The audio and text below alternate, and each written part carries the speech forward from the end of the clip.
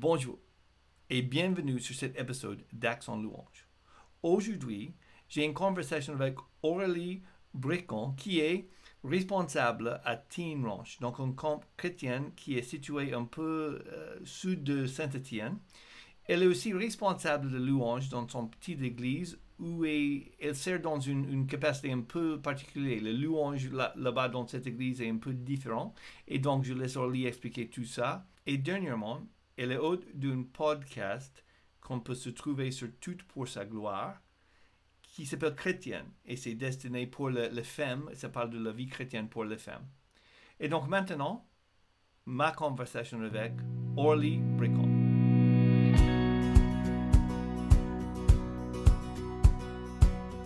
Bienvenue sur cet épisode d'Axe en louange. Aujourd'hui, je suis là avec Aurélie Bricon, qui est parmi autres choses responsable de Teen Ranch. Mm-hmm. Donc nous sommes ici en fait à Teen Ranch en live et je suis très content que tu sois avec nous aujourd'hui. Merci d'être là. Eh ben, merci à toi d'avoir fait la route depuis ta ville. Oui, on est un peu paumé, il faut dire là. C'est peut-être pas facile de trouver. Le GPS m'envoyait vers Marseille pour venir ici, mais... Ah oui, Marseille. Marseille quand même. Ah ouais, ça fait loin. Oui. Ok, donc... Toi, tu portes plusieurs chapeaux, je sais, mais tu es responsable de louange dans ton église, ici, pas loin d'ici à Teen Ranch, et tu es dans une situation un peu, on va dire, différente que beaucoup des autres églises, un peu particulière. Donc, parlez avec nous un petit peu de comment vous faites la louange dans votre église, et ton rôle, et les responsabilités, et comment ça marche. Alors, moi, je suis la seule musicienne en charge à l'église. Et donc, je fais le piano et en même temps, je lead le chant. Et en fait, on a réfléchi un petit peu au début sur le format de chant qu'on allait avoir. Et en fait, je voulais pas avoir la charge toutes les semaines de choisir les chants, de proposer les chants, etc. Et les responsables de l'église n'avaient pas forcément non plus, on va dire, l'énergie de choisir les chants, etc. Donc, on est resté sur le format que l'église a toujours connu. C'est une vieille église qui a presque 80 ans, je pense. Donc, c'est une petite mamie. Et du coup, on est resté sur de la louange spontanée. Du coup, les gens proposent des chants. Et du coup, voilà, c'est un petit peu le jukebox, parfois. Donc, il y a un peu tous les styles, parce qu'on a 4 recueils à l'église. On a les ailes de la foi, on a donc les très très vieux chants qui se chantent à 4 voix. On a après les chants plus récents, j'aime 1, j'aime 2, j'aime 3, j'aime 4. Et puis quelques rajouts avec des chants un peu plus récents, des chants d'écriture, notamment des choses comme ça. Ouais. Je suis très content que tu es là avec nous aujourd'hui parce que c'est une situation un peu particulière, mais quand même, je sais que tu n'es pas le seul en France qui fait ça. On est, je pense, un certain nombre de petites églises, surtout en France, qui a une personne qui gère tout parce qu'ils sont capables et que on n'a pas beaucoup de autres à faire. Comme tu as dit, tu n'avais pas le temps ni l'énergie de choisir tous les chants tout le temps, et les anciennes de l'église non plus. Donc, c'était évolué un peu comme ça, naturellement, organiquement. Comment ça fonctionne? Donc, déjà, ça me pose plusieurs questions. La première, c'est que pour la logistique, comment ça fonctionne de choisir les chants? Les gens viennent, ils ont une liste de chants, ils viennent avec leurs idées. Comment savoir? Parce que là, tu es en train de parler de tous les j'aime plus elle de la foi, tu as dit. Ouais. Donc, avec à peu près 2000 chants. Minimum 2000 chants. Ouais, ça, c'est minimum 2000 chants. Donc, déjà, c'est un défi pour toi. Ouais. Et comment ça marche? Je suis très curieux. Comment ça marche? Alors, on a plusieurs recueils qui sont dispersés dans l'église. Ok. Donc, les gens choisissent. Après, les vieux chants, c'est des chants qui sont très connus parce que l'église est plutôt vieillissante. Donc, il y a une grosse partie des personnes qui sont quand même d'un certain âge. et qui connaissent parfois bien mieux les vieux chants que moi. Bien sûr, ouais. Donc si tu donnes la première note, en fait, ils partent. Ils sont capables de le faire. Voilà, c'est plutôt moi qui cours après eux que eux qui courent après moi. Oui. Voilà. Mais toi, en tant que musicien, je sais que tu joues bien, tu es capable de, même si tu as une partition devant toi, Bien tu sûr. te débrouilles, c'est pas un souci. Ouais. Ok. Donc, c'est quoi l'avantage surtout d'avoir, j'ai vu une certaine partie spontanée, mais je connais pas beaucoup d'églises qui tout le louange est spontané comme ça. Donc, parle-moi de la richesse et l'avantage de quelque chose comme ça, et après, donne-moi le défi ou le désavantage. Ouais. Alors pour moi, ce qui est intéressant, c'est que les gens ne viennent pas pour consommer un temps de culte. Ils viennent vraiment pour participer. Alors, ce qu'on a mis en place, c'est un temps d'exhortation, parce que au début, c'était vraiment un temps un peu comme les vieilles églises, on se rassemblait, et puis voilà, il y avait un premier chant, puis un deuxième chant, et puis après il y a les prières aussi qui s'imbriquent dans le temps de chant. Mais en mettant en place un temps d'exhortation au début du culte, fait que les personnes du coup se greffent sur le thème qui est suggéré. Et je m'étonne assez personnellement que les chants qui sont proposés sont très différents d'un culte à un autre. On n'a pas tout le temps le même chant qui revient sans cesse, et du coup ça permet quand même de drainer beaucoup de thèmes et d'avoir quand même cet esprit communautaire pendant la première partie du culte où les chants se rejoignent assez bien, et du coup même dans les prières ça se ressent, et je trouve que c'est assez riche finalement de voir que chacun en fonction de sa sensibilité apporte un peu sa pierre dans le temps de culte. Après ça a ses limites, voilà, il y a des dimanches où ça fonctionne un peu moins. C'est-à-dire, il faut être concrète avec moi. Alors je vais être très concrète, il y a des dimanches où ça chante pas beaucoup. Ouais. Voilà. Parce que les gens connaissent pas le chant. Alors je sais pas si c'est parce que les gens connaissent pas les chants. Ok. Est-ce que c'est parce que les chants qui sont suggérés sont peut-être pas trop en raccord avec le thème, ou peut-être que Donc, la mayonnaise pour clarté, je sais pas. Chez toi, tous les dimanches, les gens chantent tout le temps. oui, plus ou moins. Donc, c'est intéressant. Une des raisons pour lesquelles j'avais envie d'avoir ici sur le podcast, il y a plusieurs. Mais une, c'est parce qu'on fonctionne très, très différemment. Et je peux même dire qu'on est la philosophie un peu différente. Ouais. Et c'est bien d'avoir les gens qui pensent autrement que moi, qu'on n'est pas toujours d'accord, c'est pas copier-coller, qui disent oui tout le temps. Donc, au niveau philosophie, oui, les gens chantent, là, où j'étais, ils chantent beaucoup, j'étais là 17 ans, donc on avait vraiment créé une culture de chanter. Et j'aime bien ce que tu as dit sur l'idée de, on vient pas pour consommer, mais pour apporter quelque chose. Donc là, je pense qu'on est complètement d'accord sur la même longueur d'onde. Là où on va peut-être pas dans le même longueur d'onde ou pas avoir la même pensée, c'est que je suis pas prêt de dire que le fait que les choses sont préparées d'avance bloque les gens d'être impliqués et d'amener une temps de louange, d'être impliqués. Ça, je suis pas sûr qu'on peut dire ça. Je suis d'accord. Je pense aussi que le fait de chanter dans le culte, c'est une chose qu'on peut mettre en place, une culture qui s'apprend avec le temps. Je sais que toi, en tant que responsable à Teen Ranch, tous les gens qui travaillent pour toi, tu es responsable, ok. Et donc, certaines règles, ils doivent faire ça quand ils finissent le lunch, ils ont les choses qu'il faut faire, et ça, tu vas établir le moyen de faire les règles que maintenant tu n'as plus besoin d'expliquer tout le temps, ils savent quoi faire et ils le font. Donc pour moi, c'est un peu en tant que responsable, si on enseigne souvent qu'on n'est pas là pour consommer, on est là pour donner, Colossiens 3:16, instruisez-vous, exhortez-vous les uns les autres avec le chant. Ça c'est une chose qui devient, qui fait partie de l'ADN d'une église, et c'est comme ça qu'une église chante.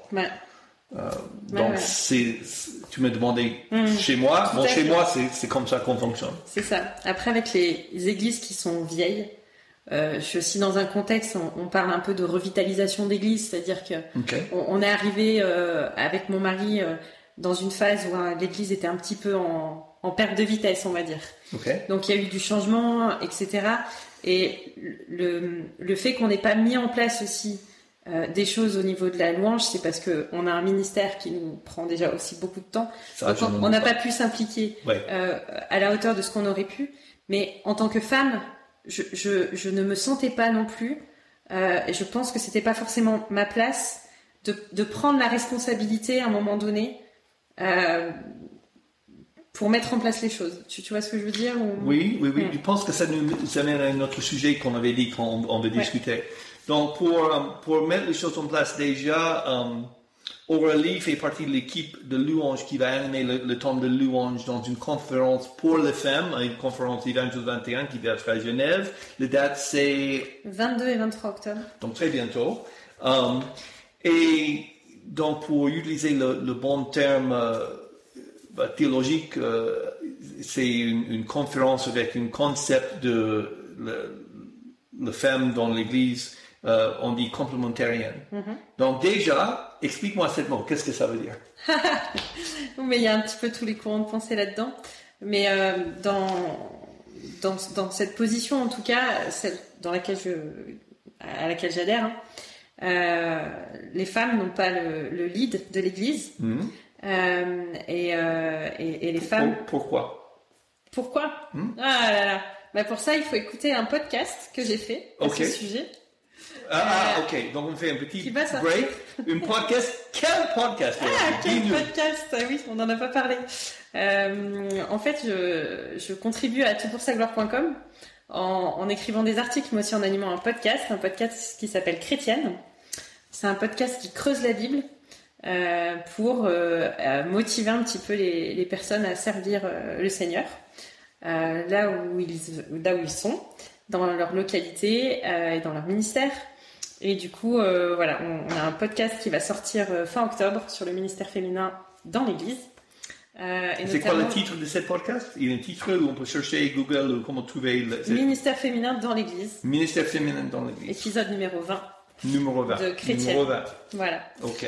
On va mettre tout le lien pour ça dans la description de cette vidéo. Donc, vous regardez en bas, ça va être là. C'est ça. Et notamment, on va parler du passage dans 1 Timothée 2, qui explique que le leadership de l'Église, c'est un rôle qui est réservé aux hommes, et que les femmes ont tout à fait leur place de participer dans le culte. Simplement, elles n'ont pas la responsabilité de l'enseignement dans le culte dominical. Voilà. Donc, je vais juste prendre quelques minutes pour discuter de ça. Donc, cette idée de complémentarianisme, si j'ai bien dit en français, tu peux me corriger. Le mode de pensée, on peut opposer à ça s'appelle égalitarianisme en français. Alors, juste vite fait, je sais qu'il y a pas mal de personnes qui regardent ce podcast des églises différentes. Donc, nous ne sommes pas là forcément pour dire aujourd'hui que voilà la seule manière de voir la Bible, ou si vous ne faites pas exactement comme nous on dit que vous êtes horrible. Mais Aurélie est notre invitée et donc on va discuter de sa manière de voir ça et comment elle fonctionne dans son église. Donc si vous voulez avoir plus d'informations sur complémentarianisme et comment ça marche et cette mode de pensée pour femmes dans l'église, et je vous suggère de regarder ce podcast sur ce sujet qui va être en dessous dans les commentaires. Alors, en tant que femme qui a quand même une position de responsabilité dans ton église, comment tu gères ça? J'aimerais bien avoir ton raisonnement et ton mode de pensée quand tu es là en tant que leader, qui est au moins leader, au minimum tu es en train de conduire le temps de louange, mais comment tu fais une réconciliation avec ça et ta position sur complémentarianisme, si j'ai bien dit. Ouais. Alors je pense que déjà la définition de ce qu'est un leader louange, c'est quelque chose qui doit être fait. parce qu'il n'y a pas deux leaders louanges qui font à peu près les mêmes choses. Moi, je lead le chant et la musique, mais je n'introduis pas les chants. Et étant donné qu'en plus les chants sont des chants spontanés qui sont suggérés par les gens de l'église, voilà. Et c'est... Moi, je ne serais pas à l'aise à l'église d'introduire les chants, mais c'est ma position. C'est parce que, voilà. Après, j'entends tout à fait qu'il y a des femmes qui le font dans leur église, mais je pense que il y a une vraie réflexion qui doit être menée dans l'église par les responsables sur qu'est-ce qu'on attend du leader louange, quelle part on lui donne, et quelle est sa responsabilité. Et voilà. Après, c'est quelque chose que je fais, par contre, mais ici, dans le cadre de mon ministère, en dehors du cadre du culte, où là, je pense que voilà, il y a plein de choses qui sont possibles. Mais voilà. Oui, parce que je sais que tu participes de temps en temps dans le soirée louange avec plusieurs églises, donc tu joues et j'imagine que tu es une rôle de leader dans ces groupes de quelque sorte. Déjà parce que je sais que tu es une très bonne pianiste. Ok. Ça, la chose que j'aime beaucoup dans ce que tu viens de dire, c'est le concept d'intentionnalité. Donc, dans le livre que j'ai écrit avec Philippe Viguier, on parle, le sous-titre, c'est le louange intentionnel. Et j'aime bien l'idée de réfléchir sur ce qu'on fait, pourquoi on le fait, d'avoir une idée, où on va. C'est ça. Et donc, c'est intéressant que tu dis oui. Donc, pour moi, j'avais déjà réfléchi sur l'idée. Je sais, je suis à l'aise de faire ça, je suis pas à l'aise de faire ça. Et c'est un rôle qui doit être bien défini. Oui, parce que je pense que la louange, c'est quand même une part qui est très conséquente dans le temps du culte. Et il y a quand même un impact qui est fort. Je pense qu'on a tous en mémoire des chants qu'on a appris quand on était enfant, qu'on a chanté X fois à l'église, et des chants qui sont en plus qui chantent la Bible. T'as des chants où vraiment c'est des versets presque mot pour mot, et moi encore des fois quand je lis certains passages de la Bible, j'ai des chants d'enfants qui me reviennent. C'est une part qui est importante, et je pense que parfois, et peut-être dans les vieilles églises où on a l'habitude de faire comme on a tout le temps fait, on réfléchit pas sur la liturgie de l'église, quelle place on a dans la louange, et puis voilà, qu'est-ce qu'on veut vivre en église avec la louange. Et je pense que c'est important de réfléchir un petit peu à tout ça. Tout à fait. Et surtout, on avait discuté un petit peu avant de ce sujet, mais par exemple, les gens qui font le rôle de animation ou présidence, ou on peut choisir beaucoup de mots qui existent, mais c'est un rôle qu'on trouve souvent dans les églises évangéliques en France. Ce rôle n'est pas dans la Bible. C'est pas défini. On trouve le mot président des fois dans la Bible, mais on trouve le mot dans la Bible, mais c'est pas utilisé dans la même manière. C'est pas utilisé pour parler de quelqu'un qui anime le premier temps de culte et le chant et présente le chant.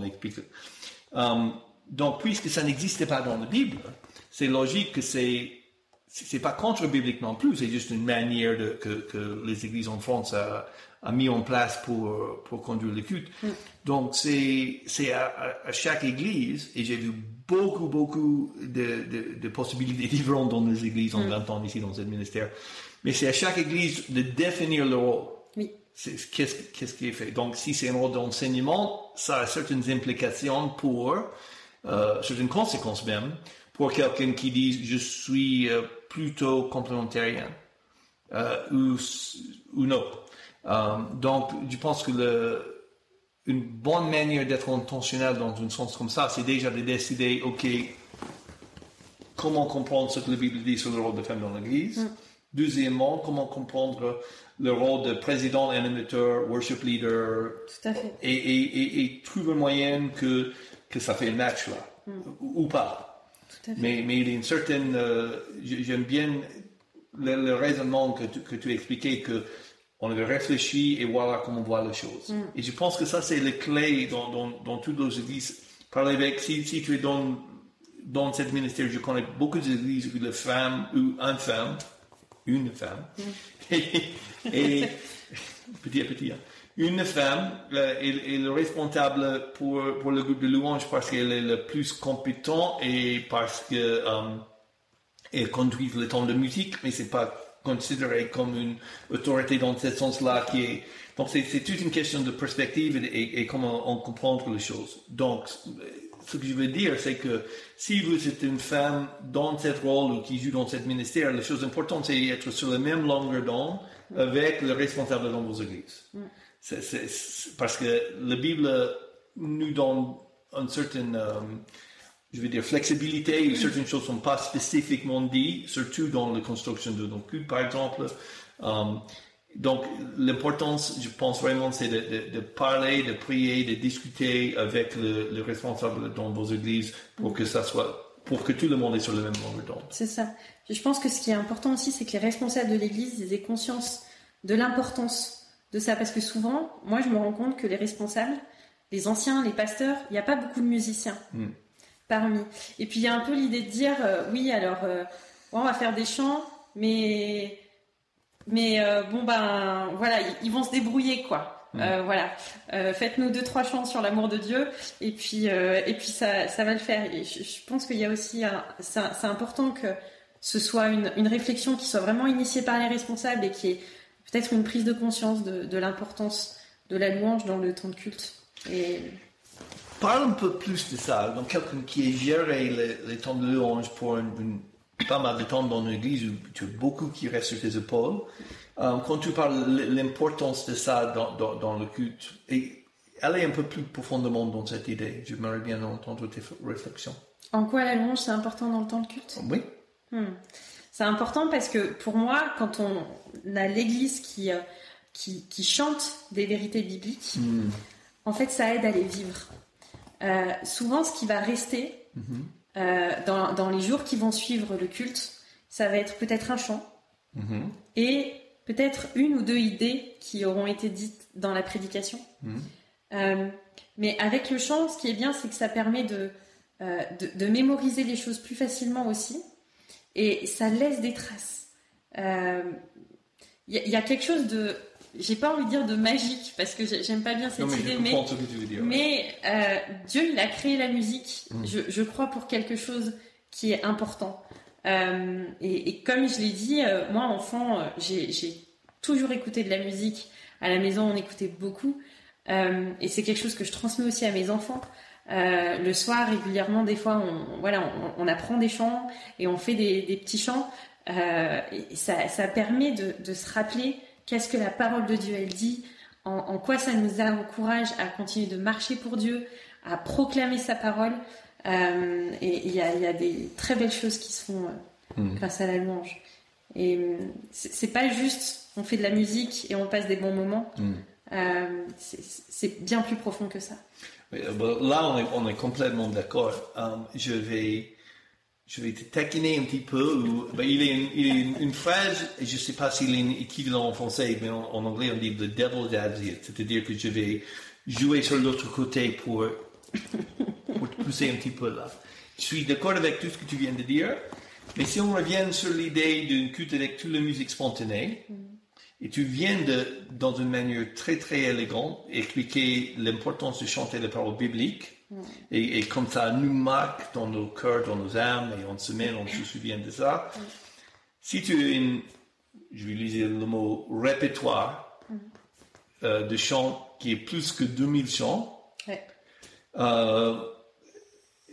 je suis pas là pour lancer les pierres sur certains chants de certains compositeurs, de tout. Mais je pense que j'ai le droit de dire que parmi les 2000 plus chants, certains sont mieux basés sur les paroles bibliques que les autres. Largement. Ok. Donc, si vous chantez 5 chants par dimanche, 6 chants, donc 5-6. Ouais, 5-6. Comment tu peux faire une réconciliation avec l'idée qu'on fait 5 ou 6 chants, mais par le fait que tout est libre comme ça, que des fois on va chanter des chants qui sont pas les meilleurs en termes de chanter les paroles et enseigner les paroles avec les chants. Ouais. J'apprends à faire avec ce qu'il y a. Ça, c'est pas mon rôle. Okay. C'est le rôle des responsables, des anciens de l'Église, d'accepter ce qui est acceptable. Tu vois ce que je veux dire? C'est sûr qu'il y a des chants où clairement je suis pas très à l'aise. Voilà. Okay. Mais écoute, c'est comme ça. Moi, je sers dans le cadre qui est mis en place. Après, il y a des chants où on a adapté un petit peu certaines phrases, où voilà, je me suis permis d'aller voir les responsables pour leur dire, là, il y a peut-être matière à modifier un petit peu. Je comprends. C'est une réponse très, très sage et très diplomate. Chapeau. Et je comprends ce que tu veux dire. Tu es là pour rendre service à ton église et à Dieu, puisque tu es capable de jouer beaucoup de choses en piano, et tu aimes la créativité et la spontanéité qui viennent avec ce concept. Il est certain, on en a déjà parlé, il est certainement une bonne côté qui vient avec aussi. Comme presque toutes les choses dans la vie, on a le bon côté et le moins bien côté.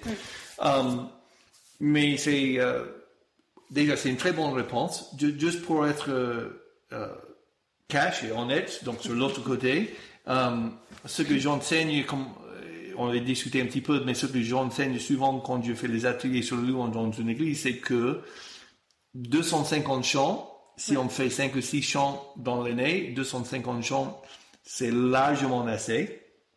Et comment j'arrive sur ce numéro, je vais juste vite fait faire le petit calcul. Donc, si on pense 52 semaines dans l'année, on enlève 2 semaines au côté pour Noël, parce que on est d'accord, 2 semaines avant Noël, on fait pas mal de chants de Noël, donc et ça nous laisse un chiffre facile, 50 semaines, ok? Donc, si on dit qu'on va faire 5 chants par semaine en moyenne, voilà, juste pour cet exercice, donc ça nous donne 250 possibilités dans l'année de chanter. Si on a certains chants que l'Église aime beaucoup et on chante 2 fois ou 3 fois, et je parle avec beaucoup de pasteurs, les chants qui sont vraiment connus et aimés par l'Église, on chante certaines 5, 6, 7 fois, 8 fois dans l'année. Donc, c'est facile de trouver 250 places. Et si c'est 6 chants, donc on est à 300 dans l'année. Place, pas chant, place de chant. Donc, même si nous avons un répertoire de 2000 chants, actuellement, on chante un certain nombre de chants dans l'année. Donc, c'est 2 manières pour voir les choses. Moi, je suis plutôt pour essayer de trouver les meilleurs 300 chants qu'on puisse faire, mais c'est vrai que on perd un peu de créativité, un peu de spontanéité, un peu de variété. Donc, je comprends aussi l'autre côté, le positif de ce côté-là. Mais tu sais, je pense que ça correspond aussi à la vie de l'Église. À mon avis, s'il y a quelques musiciens qui commencent à arriver, on sera obligé de mettre en place ce genre de choses. Et d'ailleurs, il y a un batteur qui régulièrement vient quand même m'accompagner un petit peu. Et il sollicite beaucoup pour qu'on sélectionne quelques chants et qu'on travaille certains chants. Parce que je pense que les musiciens qui sont peut-être moins à l'aise que moi sur l'adaptabilité ont besoin de travailler aussi un peu les chants. Et c'est quelque chose où je suis carrément d'accord avec ça, parce que il faut apprendre à jouer ensemble, il faut apprendre à répéter et à avoir quand même une musique propre. Ça. Oui, je suis d'accord sur 2 côtés, 2 choses que tu viens de dire. Il y a 2 idées qui m'arrivent. Le premier, c'est que, en tant que responsable, donc, des fois, tu es responsable pour que toi-même au niveau musicien. Mais en tant que responsable, si nous avons une équipe, si vous êtes là et vous êtes en train de regarder ce podcast et vous gérez une équipe, je crois vraiment qu'une partie de cette responsabilité, en tant que responsable, c'est de protéger, de travailler avec le musicien dans l'équipe.